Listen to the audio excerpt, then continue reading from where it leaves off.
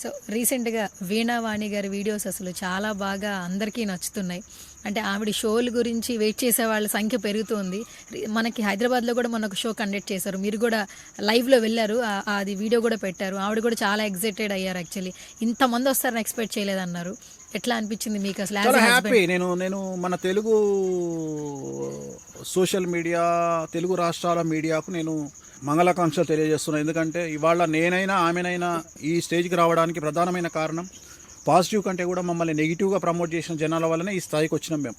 ఎందుకంటే నేను చెప్పినట్టుగా నేను చెప్తా, సెలబ్రిటీ కావాలంటే అమీర్పేట్ సెంటర్కి పోయి కుక్కను కొరికితే సెలబ్రిటీ అవుతాడు. ఎందుకంటే కుక్క మనిషిని గరవడం కామన్, కానీ మనిషి కుక్కను గరవడం వెరైటీ. సో అట్లనే అది డబ్బులు ఇచ్చి చేసుకోవాలి. అంబానీ లాంటి వాడు డబ్బులు ఇచ్చి చేసుకున్నాడు. మా అదృష్టం ఏందో కానీ నేను మా ఆవిడ ఇద్దరికి ఫ్రీ పబ్లిసిటీ వచ్చింది. ఒక సంవత్సరం నుండి తీసుకుపోయి ఆకాశంలో పెట్టిరు మమ్మల్ని.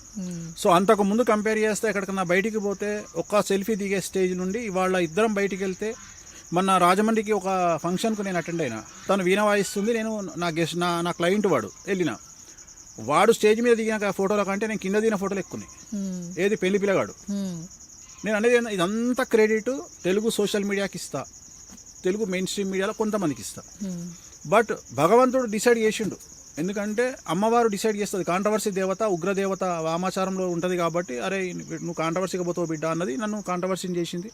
నాకు పేరు వచ్చింది. నాకు డబ్బులు వద్దు, పబ్లిసిటీ కావాలి. పబ్లిసిటీ వచ్చింది, ఇంకా పబ్లిసిటీ వస్తే తీసుకుంటా. ఎందుకంటే పబ్లిసిటీ అనేది ఎంత ఖర్చు పెట్టినా రాదు. అంటే పబ్లిసిటీ ఉత్తగా రాదు, ఖర్చు పెడితేనే వస్తుంది. కానీ డబ్బులు కష్టపడితే డబ్బులు వస్తాయి. డబ్బులు ఇప్పుడు జూబ్లీస్లో ఉన్న వాళ్ళందరూ డబ్బులు ఉన్నాయి, మనకి ఎవరు తెలియదు. తెలుసా ఎవరన్నా? తెలియదు. ఇప్పుడు నేను ఒక సింపుల్ ఎగ్జాంపుల్ చెప్తా. మహేష్ బాబు రేంజ్ రోవర్ కార్లో వచ్చిండు అనుకో. మీరు రేంజ్ రోవర్ కార్లో తిరుగుతున్నారు కదండి. నేను అదే చెప్తున్నామ్మా. ఇప్పుడు మహేష్ బాబు రేంజ్ రోవర్ అంటే నేను మరీ అతిశయోక్తి అవుతుంది. మహేష్ బాబు రేంజ్ రోవర్ కార్లో దిగిండు అనుకో, మహేష్ బాబుని చూస్తారా, కార్ను చూస్తారా? మహేష్ బాబుని అయితే చూస్తాం మేము. ఎస్. అదే ఒక అనామకుడు రేంజ్ రోవర్ కార్లో పోయిండు అనుకో, ఎవరిని చూస్తారు? రేంజ్ రోవర్ని చూస్తాం. సో నేనేమంటే బ్రాండ్ ఫస్ట్ బిల్డ్ చేసుకో. నీ బ్రాండ్ నువ్వు బిల్డ్ చేసుకో. అట్లనే నా బ్రాండ్ నేను బిల్డ్ చేసుకున్నా, నా పెళ్ళాం బ్రాండ్ బిల్డ్ చేసుకున్నాం. సో అందుకని ఏంటంటే నువ్వు ప్రశ్న అడగకముందే చెప్తున్నా, వేణుస్వామి జాతకం బాగుంటే జాతకాలు చెప్పుకుంటాడు. వేణుస్వామి జాతకం బాగుంది కాబట్టి జాతకాలు చెప్పుకుంటుండు. వేణుస్వామి సమస్యను బయటపడాలో తెలుసు కాబట్టి పూజలు చేస్తుండు. సో వేణుస్వామి బయటపడ్డాకనే వేరే వాడికి బయటపడేటట్టు పూజలు చేస్తున్నాడు. అర్థమైందా? సో అందరూ రాజభోగులు కాదు. రిజర్వ్ బ్యాంక్ గవర్నర్ సంతకం మాత్రమే పెడతాడు పేపర్ మీద, అంతేగాని సంఖ్య పైసలు పెట్టుకొని ఇంటికి పోడు. మనకిస్తాడు పైసలు. సమాజంలో భారతదేశంలో తిరిగే డబ్బులన్నీ రిజర్వ్ బ్యాంక్ గవర్నర్ సంతకం పెడితేనే వస్తాయి. కానీ ఆయన సంతకం పెట్టే అథారిటీ ఉంది కదా, నువ్వు అన్ని తీసుకోపో, లక్షల కోట్లు అంటే తీసుకొని పోరు కదా. సో అది. అయితే ఒక చిన్న ప్రశ్న గురువు గారు, ఇప్పటి వరకు ఏ ఆస్ట్రాలజర్ అయినా రేంజ్ రోవర్ కార్లో తిరుగుతున్నారా? నేను కష్టపడి తిరుగుతున్నామ్మా. నేను ఈ ప్రశ్న అడగకుండా ఉండడానికే తిరుగుతున్నా. ఇప్పుడు నువ్వే అంటావు నీ జాతకం బాగుంటే నువ్వు రేంజ్ రోవర్ కార్ డబ్బులే లేవు నీకు అంటావు. రేంజ్ రోవర్లో తిరుగుతున్నావు కాబట్టి రేంజ్ రోవర్ అంటారు. నేను అదే చెప్తున్నా, డబ్బు లేకపోతే లేదందిస్తారు, ఉంటే ఉన్నదందిస్తారు. నాకు అవన్నీ అనవసరం సమాజంలో. నేను ఆన్సరబుల్ ఉండాలనుకుంటే ఆన్సరబుల్ ఉంటున్నా, ఎదుగుతున్నా. అందరిలాగా దాచిపెట్టుకొని తిరగాల్సినటువంటి అవసరం నాకు లేదు. నా భార్య సంపాదిస్తుంది, నేను సంపాదిస్తున్నా హ్యాపీగా. ఈ తెలుగు మీడియా వల్ల, తెలుగు సోషల్ మీడియా వల్ల ఏదో నా మీద ఒక 4 నెగిటివ్ పోస్టులు పెట్టడం వల్ల పబ్లిసిటీ వస్తుంది, సెల్ఫీలు ఇస్తున్నాము, జాతకాలు చెప్పుకుంటున్నాము, ప్రోగ్రాములు చెప్పుకుంటున్నాము. రెండోది ఇప్పుడు మొన్నటిదాక వామాచారం కోసం సౌత్ ఇండియా ఎతకాల్సి వస్తుండే.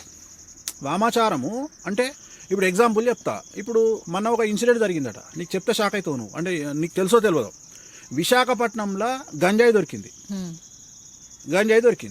గంజాయి దొరికితే ఆ గంజాయిని మొత్తం తీసుకొచ్చి లారీ గంజాయిని పలానా దగ్గర తగలబెడుతున్నాము అని పోలీసు వాళ్ళు పబ్లిసిటీ చేశారట.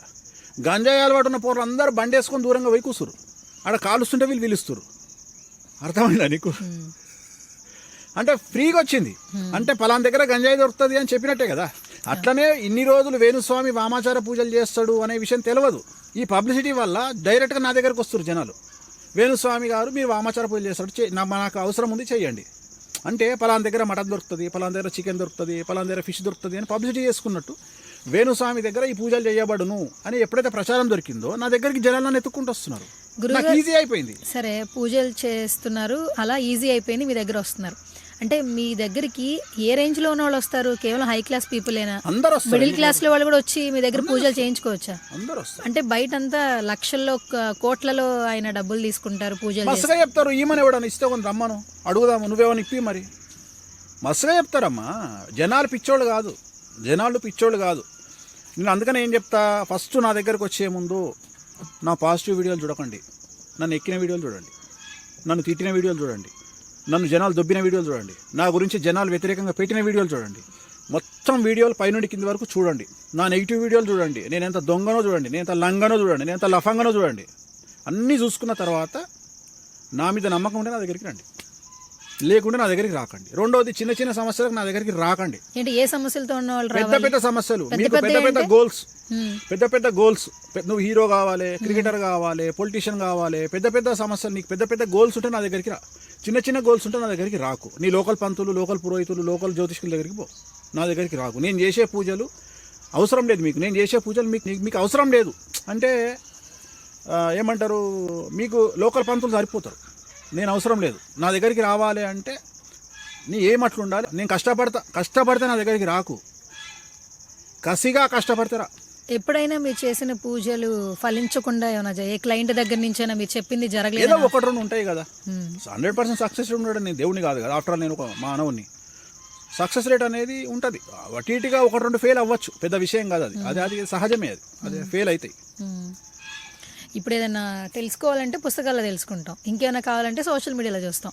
అసలు ఒక మనిషికి వచ్చినటువంటి సమస్యని మీ దగ్గరికి వస్తే ఏ పూజల ద్వారా మీరు చేస్తారు? అంటే ఇప్పుడు ఎవరైనా చూసారనుకోండి, విన్నారనుకోండి, ఇంకా భగవంతుడు ఎందుకు వేణుస్వామి దగ్గరికి వెళ్తే సరిపోద్ది కదా, అనొచ్చు కదా ఆ మాట. కరెక్ట్. అయితే ఇప్పుడు నేను చిన్న ప్రశ్న అడుగుతా, ఇప్పుడు హార్ట్ అటాక్ వచ్చిందనుకో, దేవుడు ఉన్నాడు అని చెప్పి ఇంట్లో వండ పెడతావా, తీసుకుపోయి హాస్పిటల్ వేస్తావా? హాస్పిటల్ తీసుకెళ్ళి. మరి అట్లనే ఇది కూడా ప్రయత్నం. వేణుస్వామి దగ్గరికి రావడం అనేది ప్రయత్నము, నమ్మకము. ఇప్పుడు మనం ఎంత చెప్పినా అల్టిమేట్గా జరిగేది జరుగుతుంది. ఇప్పుడు ఎలక్షన్లు వస్తుంటే ఏం చేస్తారు, సెఫాలజిస్టులు వీడు గెలుస్తాడు వాడు గెలుస్తాడు అని చెప్తుంటారు. ప్రతి సంవత్సరము దాని సక్సెస్ రేట్కి 80%. కానీ ప్రతి సంవత్సరము నాతో పాటు జనాలందరూ టీవీలు పెట్టుకొని ఎలక్షన్ల ముందు రోజు ఓపెన్ చేసి చూస్తారు. అవి కావని తెలుసు మనకు. సో మానవ ప్రయత్నం మనం చేస్తాం. సో సమస్య ఉన్నప్పుడు మన దగ్గరకు వచ్చి చెప్పినప్పుడు మన ప్రయత్నం మనం చేస్తాం. దానికి భగవంతుడు డిసిషన్ ఇస్తాడు. ఇది జరగాల వద్దా అనేది అల్టిమేట్ నిర్ణయం భగవంతుడు చేస్తాడు. భగవంతుడు ఆ వ్యక్తిని నా దగ్గరికి పంపిస్తాడు. నేను అంతవరకే చేయగలుగుతా, నేను ఆ పూజలు మాత్రమే చేయగలుగుతా. సో ఆ పూజలు చేయాలంటే కూడా ఇన్ని రిస్ట్రిక్షన్స్.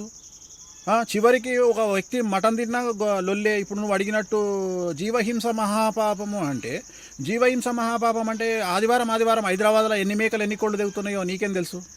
అది జీవహింస కాదా? నువ్వు తింటేనేమో జీవహింస కాదు, ఓన్లీ అమ్మవారి దగ్గరకు వచ్చే వరకు జీవహింస అయ్యింది నీకు. అంతేగా నువ్వు చెప్పేది? జీవహింస మహాపాపం అంటే మనుషులు తినేటప్పుడేమో మంచిదే, అంటే నీ దృష్టిలో అమ్మవారు బేకారది, మనిషి గొప్పోడు. అంటే మనిషికి రైట్ ఉంది ఏది, నాన్ వెజ్ తినేది, కానీ అమ్మవారికి మాత్రం లేదు. అంతే కదా.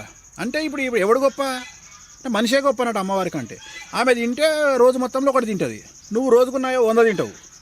ఒక హోటల్లో 100 దిగుతాయి. ఆదివారం మొత్తం తీసుకుంటే ఎన్ని దిగుతాయి? రేపు సమ్మక్క సారక్క ఎన్ని లక్షలు దిగుతాయి? అట్లనే ఆషాఢ మాసంలో అమ్మ హైదరాబాద్ ఎన్ని దిగుతాయి? ఇంకొకటి జీవహింస మహాపాపము. రొయ్య జీవహింస కాదా? చేప జీవహింస కాదా? రొయ్య కూడా జీవమే కదా. అంత దూరం ఎందుకు పోతున్నావు?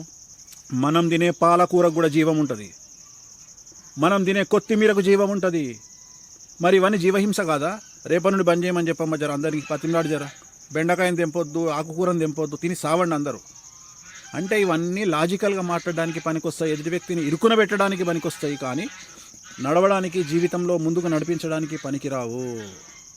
సరే గురుగారు, మీరు చేసే పూజలు అసలు ఎక్కడి నుంచి ఎక్కడికి ఉంటాయి? దేనికంటే మినిమం టు మాక్సిమం అసలు మనిషిని బట్టి ఉంటాయి, అట్లా ఉండవు కదా. ఇప్పుడు నేను అడుగుతా నిన్ను, అపోలో ఒక్కొక్క కార్పొరేట్ హాస్పిటల్లో ఒక్కొక్క రేటు ఉంటుంది, బైక్ కొట్టుకొని పోతావా? పో చూద్దాము. నిమ్స్లో ఒక రేటు ఉంటుంది, ప్రైవేట్ హాస్పిటల్లో ఒక రేటు ఉంటుంది, ఒక్కొక్క దగ్గర ఒక రేటు ఉంటుంది.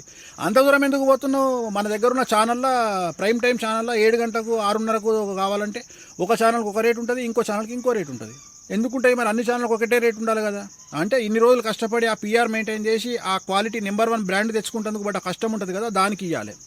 సో బ్రెయిన్తోని కష్టపడేవాడికి పేరు. అంత దూరం ఎందుకు పోతున్నావు? అడ్వకేట్లు అందరూ హైకోర్టులో చాలామంది ఉన్నారు, ఢిల్లీ హైకోర్టులో, సుప్రీంకోర్టులో చాలామంది ఉన్నారు. మరి ఒక్కొక్క హైకోర్టు, ఒక సుప్రీంకోర్టు అడ్వకేటు గంటకు 50 లక్షలు తీసుకుంటాడు. మన ఆంధ్రప్రదేశ్లో వాదించడానికి వచ్చిన ఆయన గంటకు 25 లక్షలు తీసుకున్నాడు. మరి గాదే కదా నువ్వు చదివిన పుస్తకం, నీకు 25 లక్షలు ఎందుకు? 250 రూపాయలు సరిపోదా? ఎందుకు ఇస్తున్నావు మరి? తప్పే కదా. అంతే. లోకల్ వెంకటేశ్వర స్వామి దగ్గర ఒక ఖర్చు, తిరుపతి వెంకటేశ్వర స్వామి దగ్గర ఒక ఖర్చు. తిరుపతికి పోవాలంటే ₹1,00,000 ఖర్చు అవుతుంది ఒక ఫ్యామిలీ పోవాలంటే. దిల్సుఖ్నగర్ వెంకటేశ్వర స్వామి దగ్గరికి పోయినాం అనుకో ₹10 అయిపోతుంది. ఓకే.